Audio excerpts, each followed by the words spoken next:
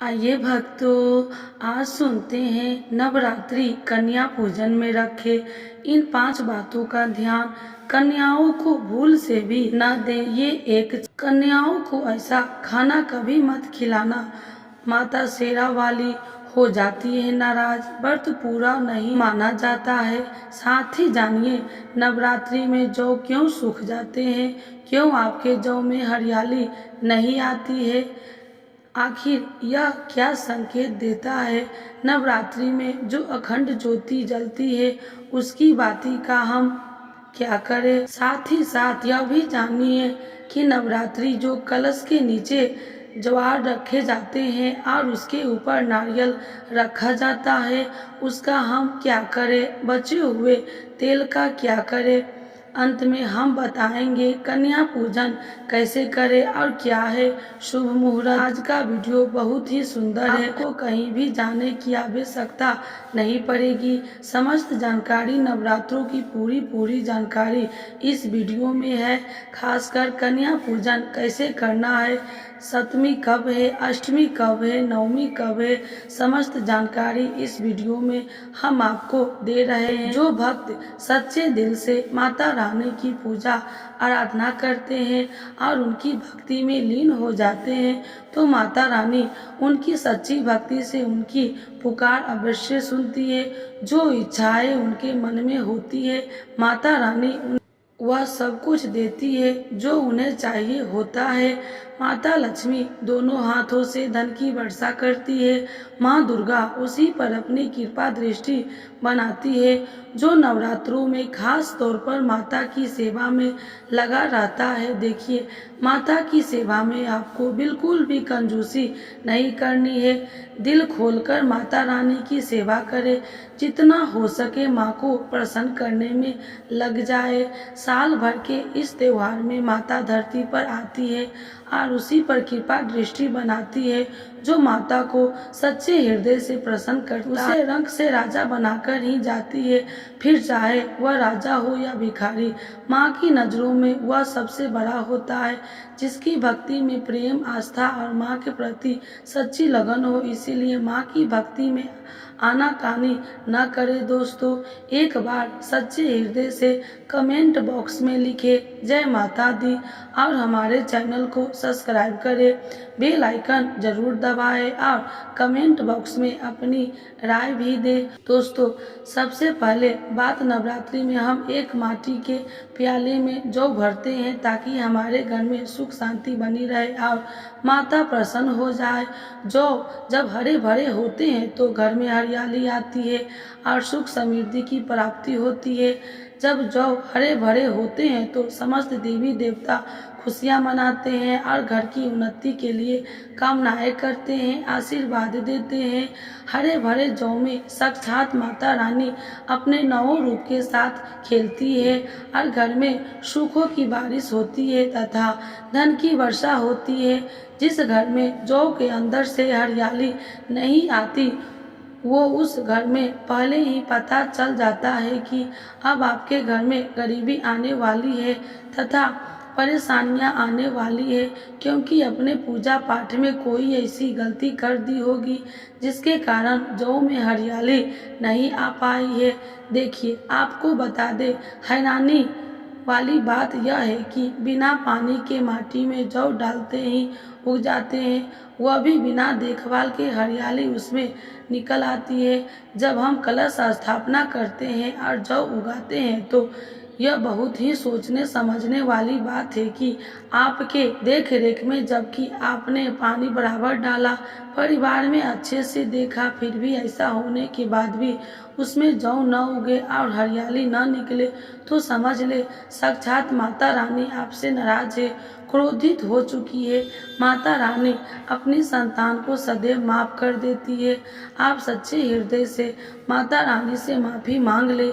माता करुणामयी है और अपने भक्तों को, अपने बेटे को वह सदैव माफ करती है। जो मैं कम हरियाली आना मतलब घर में धीरे धीरे खुशियों का वास होगा।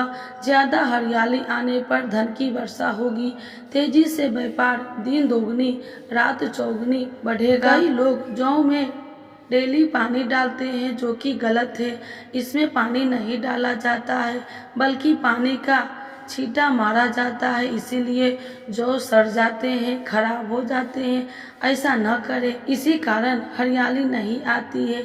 ज़्यादा पानी डालने से ये खराब हो जाते हैं। दोस्तों, जो जब हम आपके घर में हरे भरे हो जाए तब इसमें चांदी का सिक्का या 1 रुपये का सिक्का जरूर डालें। सिक्का डालने से माता रानी प्रसन्न होती है और आपके घर में धन का आगमन होता शुरू हो जाता है। दोस्तों, नवरात्रि समाप्त होने के बाद हरे भरे जौ का क्या करें, आइए जानते हैं। पहली बात तो यह है कि इसमें जो अपने 1 रुपये का सिक्का डाला है उसे आप अपने धन रखने के स्थान पर रख ले। इसमें धन में बढ़ोतरी होगी। दोस्तों, और अंत में नवरात्रि समाप्त होने के बाद इन जौ में से थोड़े पत्ते माता रानी के प्रसाद के स्वरूप में पूरे परिवार को खिलाएं। इसके पत्ते खाना बहुत ही शुभ और मंगलकारी माना जाता है। इसे जो भी खाता है वह जल्दी बीमार नहीं पड़ता। बाकी बचे जौ को आप गंगा में विसर्जित कर दे या नदी की धारा में छोड़ दे। इससे आपका व्रत संपूर्ण और सफल हो जाएगा। दोस्तों, कई लोग अपने घर में अखंड ज्योति जलाते हैं और जो बाती होती है तथा तेल बाती उसे कई लोग इधर उधर फेंक देते हैं या अपने घर में संभाल कर रख देते हैं या फिर पानी में डाल देते हैं, जो कि गलत है। इससे आपको कोई फायदा नहीं होता। जो अखंड ज्योति होती है उसे आप मामूली न समझे, यह बुझने के बाद भी जागृत अवस्था में होती है। इससे साक्षात माँ दुर्गा का वास होता है। यह चैतन्य अवस्था में होती है, जागृत होती है। दोस्तों, नवरात्रि समाप्त होने के बाद इसके बचे हुए तेल को आप बच्चे की मालिश करने के लिए रखें और आप भी इसे मालिश करें। इससे आपकी सभी बीमारियां दूर हो जाएगी और आपके ऊपर सकारात्मक ऊर्जा का संचार होगा। दोस्तों, नवरात्रि में जब कलश स्थापना की जाती है तो कलश के नीचे ज्वार जरूर रखे जाते हैं और कलश के ऊपर एक नारियल भी रखा जाता है। ऐसे में हम इन दोनों चीज़ों का क्या करें, आइए जानते हैं। सबसे पहली बात, कलश के ऊपर जो नारियल होता है उसे आप कन्या पूजन में तोड़कर कन्याओं को बांट दे और आप भी माता रानी के प्रसाद के स्वरूप में खा ले। आप चाहे तो नारियल साबुत ही गंगा में विसर्जित कर दे। दोस्तों, आप जो कलश के नीचे चावल रख जाते हैं उन्हें आप थोड़ी हल्दी में पीला करके एक लाल कपड़े में बांधकर अपने घर रखने के स्थान पर रख ले या अपने पर्स में रख सकते हैं। इससे तेजी से धन बढ़ता है, आप माता लक्ष्मी की कृपा प्राप्त होती है। और बाकी चावल आप पक्षियों को डाल दे या गंगा में विसर्जित कर दे। जो कलश और जौ होते हैं उन्हें आप गंगा में विसर्जित कर दे। ऐसा करने से नवरात्रि का संपूर्ण फल प्राप्त होता है और व्रत रखने का फल शीघ्र ही मिलता है। दोस्तों, आप भूल कर भी यह गलती कभी मत करना। गंगा में कचरा, धूप बत्ती के डिब्बे, माचिस के डिब्बे भूल कर भी मत डालना। सड़े गले फूल गंगा में नहीं डालना चाहिए।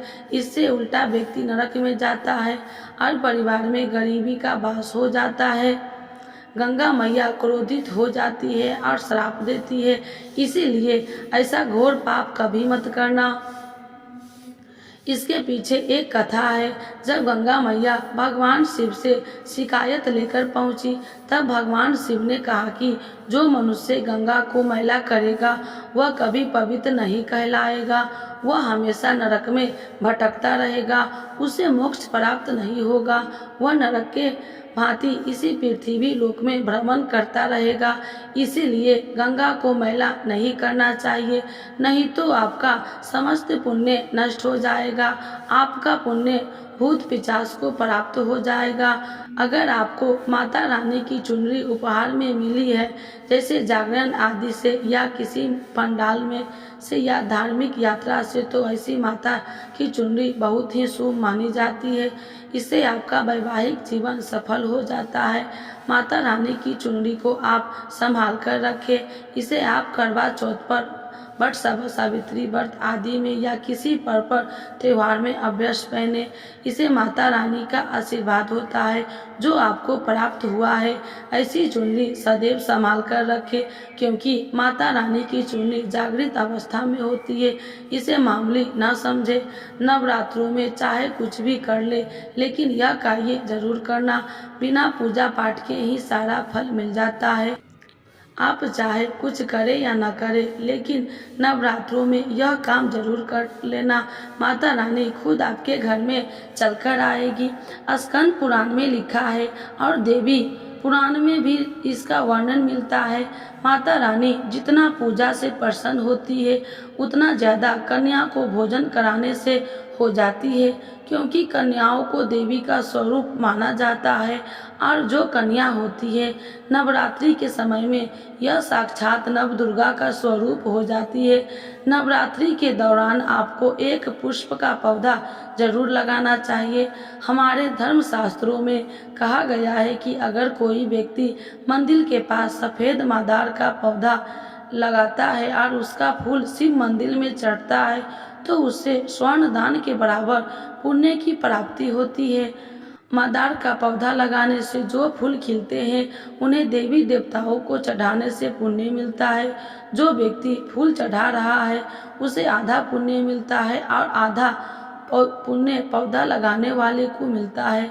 नवरात्रि के समय अगर आप मादार का पौधा शिव मंदिर या माता रानी के मंदिर के पास लगाते हैं, तो आपका अच्छे फूल की प्राप्ति होती है। इसमें किसी व्रत या पूजा पाठ की आवश्यकता नहीं होती, सिर्फ फूलों का पौधा लगाना होता है। इसे श्रेणी में मादार, सदाबहार और कनेर के पौधे आते हैं, जो हमेशा फूलते रहते हैं। कनेर के पौधे को माला पार्वती का स्वरूप माना जाता है।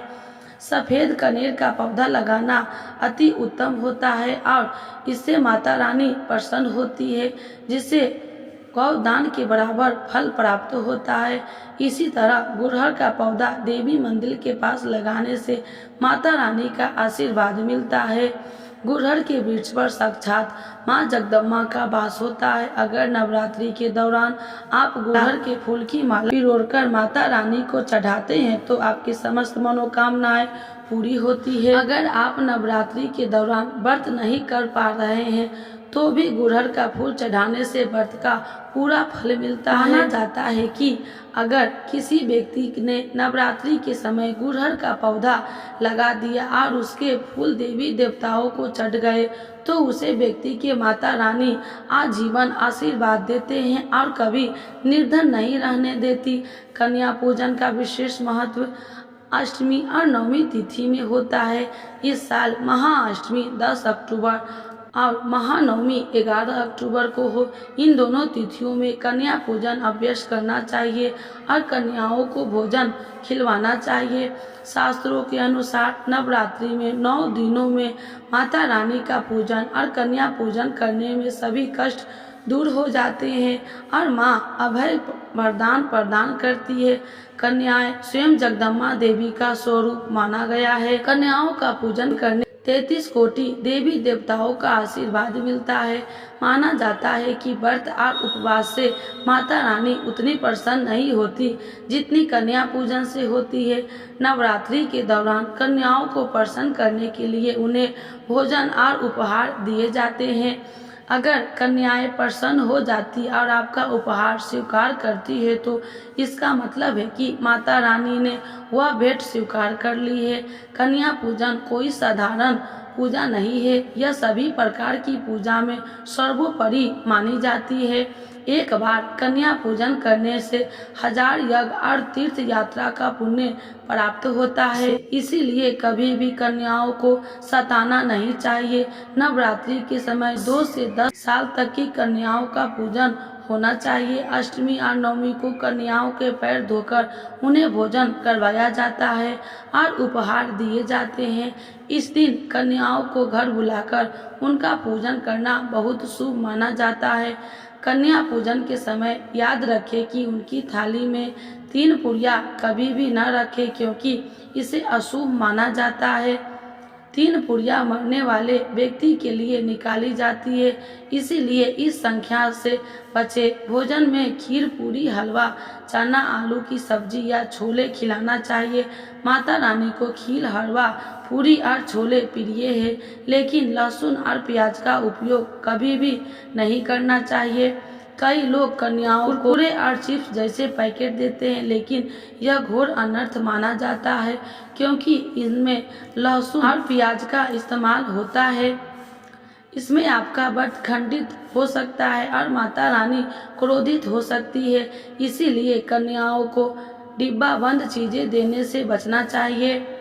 कई लोग कन्या पूजन में खाना घर पर ही नहीं बनाते और मार्केट से रेडीमेड लाकर ही खिलाते हैं तथा दही जलेबी खिलाते हैं, जो कि शुभ नहीं माना जाता है। माता रानी दही जलेबी नहीं, आपके हाथों का बना भोजन खाना चाहती है, आपका प्यार चाहती है। फिर चाहे आपका घर में एक ही पूरी क्यों न बनाए माता रानी के लिए, पर आप स्वयं ही अपने हाथों से माता रानी को भोजन खिलाए। खासकर नवरात्रों के दौरान घर में पक्का खाना अवश्य बनाना चाहिए।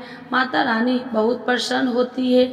घर का बना पक्का खाना ही कन्याओं को खिलाना चाहिए।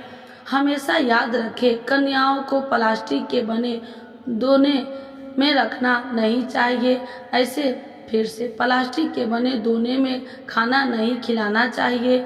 ऐसा पूजा पाठ के लिए शुभ नहीं, अशुभ होते हैं, क्योंकि प्लास्टिक के ज़्यादातर बर्तन जो होते हैं जानवरों की हड्डी द्वारा बनाए जाते हैं। इसीलिए ऐसा आप मत करना, क्योंकि कन्याओं को हमेशा स्टील के बर्तन या पत्ते से बने बर्तन में ही भोजन कराना चाहिए। ये बहुत ही शुभ माना गया है। अगर पेड़ के पत्ते में भोजन कराते हैं तो माता अभय प्रदान करती है। नवरात्रि के दौरान शुक्रवार का दिन अगर कन्या पूजन में पड़ता है तो उसे दिन कन्याओं को खट्टी चीजें नहीं खिलानी चाहिए। यह दिन माता संतोषी को समर्पित होता है और माता संतोषी खट्टी चीजें से रुष्ट हो जाती है। ऐसा करने से आपके द्वारा किया गया सारा शुभ काम बेकार हो सकता है और माता का आशीर्वाद आपसे दूर हो सकता है। भोजन के बाद कन्याओं की थाली में एक लौंग जरूर रखनी चाहिए, क्योंकि लौंग देवी शक्ति को बहुत प्रिय है। माना जाता है कि लौंग में नवदुर्गा का वास होता है और इसे अर्पित करने से माता रानी प्रसन्न होती है। यही नहीं, कन्याओं को भोजन कराते समय लौंग अर्पित करने से आपके जीवन में लक्ष्मी का वास होता है और धन की कभी कमी नहीं होती है। कन्याओं को भोजन के साथ साथ उपहार देना भी बहुत शुभ माना गया है। उनकी थाली में दक्षिणा अवश्य डालें, ताकि आपके घर में सुख समृद्धि बनी रहे। कन्याओं को आप सुंदर कपड़े, चॉकलेट बॉक्स या स्टील के बर्तन उपहार में दे सकते हैं, लेकिन ध्यान रहे कि लोहे का कोई सामान नहीं देना चाहिए, क्योंकि इससे राहु केतु का दोष घर में आ सकता है। जब कन्याएं आपके घर से प्रस्थान करें तो उनके चरण जरूर छुए और माता से अपनी मुरादें मन में रखकर सच्चे दिल से प्रार्थना करें। सच्चे दिल से भक्ति से माता रानी अवश्य प्रसन्न होती है और आपकी हर मुरादें पूरी करती है। नवरात्रि के दौरान अगर आपको कुछ विशेष संकेत मिलते हैं तो समझे कि माता रानी आपके घर में पधार चुकी है। पहला संकेत यह है कि जब आप कलश स्थापना करते हैं और जौ से हरियाली निकलती है तो यह भविष्य में अच्छे समय का संकेत होता है। यदि जौ नहीं उगते हैं तो यह अशुभ माना जाता है और आपको माता रानी से क्षमा मांगनी चाहिए। दूसरा शुभ संकेत यह है कि अगर नवरात्रि के दिनों में आपकी नींद ब्रह्म मुहूर्त में यानी सुबह 4 बजे से आसपास खुलती है तो यह माता रानी की कृपा का प्रतीक होता है। इस समय उठने का मतलब यह माता रानी की शक्ति आपके साथ है, आपको जल्द ही कोई शुभ समाचार मिलेगा। तीसरा संकेत यह है कि अगर आपका मन पूजा पाठ में लगने लगे और पूजा करते समय मन शांत हो जाए तो यह माता रानी की प्रसन्नता का संकेत है। इससे यह पता चलता है कि माता आपकी भक्ति से प्रसन्न है और जल्द ही आपके जीवन में अच्छे दिन आने वाले हैं। चौथा संकेत यह है कि अगर पूजा के समय माता के गले से फूल गिर जाए या जौ के पत्ते बिना हवा के हिलने लगे तो वह बहुत ही शुभ होता है। यह संकेत माता लक्ष्मी की कृपा का प्रतीक है और इसका मतलब यह है कि आपकी गरीबी अब खत्म होने वाली है। एक और महत्वपूर्ण संकेत यह है कि अगर आपके सपने में शेर या देवी माता का दर्शन हो तो इसे अत्यंत शुभ माना जाता है। इस बात का प्रतीक होता है कि माता आपकी मनोकामनाएं जल्दी पूरी करने वाली है और आपके शत्रु पराजित होंगे। आखिर और सबसे महत्वपूर्ण संकेत यह है कि अगर नवरात्रि के दौरान आपके घर में कोई कन्या लाल वस्त्र पहने हुए दिखाई दे तो यह माता दुर्गा का आशीर्वाद है। यह संकेत बताता है कि आपके घर में अब सुख समृद्धि का वास होने वाला है और आपको तरक्की के रास्ते में बढ़ना है। ये थे कुछ महत्वपूर्ण संकेत जो नवरात्रि के दौरान माता रानी की कृपा प्राप्त करने के प्रतीक होते हैं। हमें उम्मीद है कि आपको यह जानकारी उपयोगी लगी होगी। अगर इस वीडियो से आपको कुछ नया जानने को मिला है तो कृपया हमें ज़रूर बताएं। आप चाहे तो वीडियो को लाइक करके भी अपनी प्रतिक्रिया दे सकते हैं। हमारे चैनल को सब्सक्राइब करें ताकि हम आपके लिए और भी महत्वपूर्ण जानकारियाँ ला सकते हैं। तब तक के लिए आप ख्याल रखें। जय माता दी। धन्यवाद।